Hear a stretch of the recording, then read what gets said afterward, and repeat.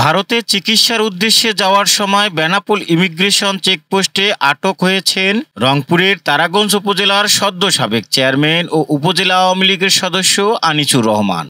রোববার সন্ধ্যা ৬টার দিকে immigration police তার পাসপোর্ট স্ক্যান করে জানতে পারে তার বিরুদ্ধে রংপুর কোতোয়ালি মেট্রো থানায় ২০২৪ সালের একটি মামলা রয়েছে। আটকের পর আনিছুর রহমানকে বেনাপোল পোর্ট থানায় হস্তান্তর করা হয়। তিনি দাবি করেছেন মামলার বিষয়ে তিনি অবগত ছিলেন না।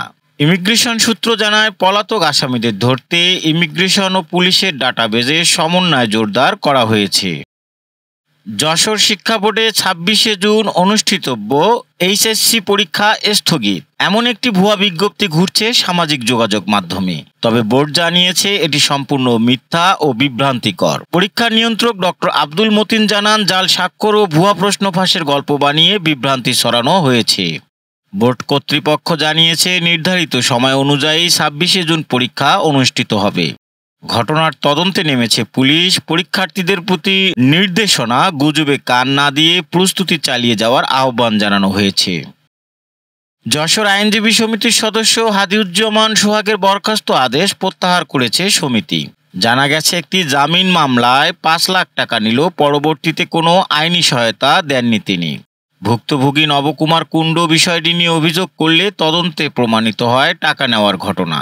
শেষ পর্যন্ত সিনিয়র আইনজীবীদের মধ্যস্থতায় ৩ লাখ টাকা ফেরত দিলে বিষয়টি মীমাংসা হয় এবং অভিযোগ প্রত্যাহার করা হয়। ফলে সমিতির নির্বাহী কমিটি তার বরখাস্ত আদেশ প্রত্যাহার করে নেয়।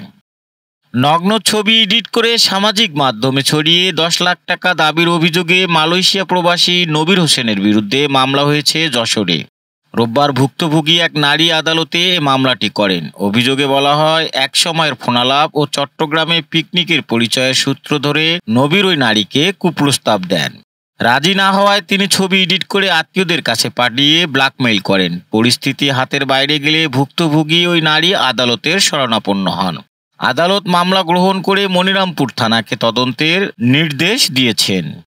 যশোরের বেনাপোল সীমান্তে চোরাচালান বিরোধী অভিযানে ১২,২৮,০০০ টাকার ভারতীয় কসমেটিক্স ও অন্যান্য পণ্য জব্দ করেছে বিজিবি। রোববার বেনাপোল বিওপি, আইসিপি ও আমরাখালী চেকপোস্টে পরিচালিত অভিযানে ভারতীয় শাড়ি, 3 পিস, ঔষধ এবং কসমেটিক্স পাওয়া যায়। দেশ বিদেশের খবর সবার আগে জানতে ভিজিট করুন raddennews.net।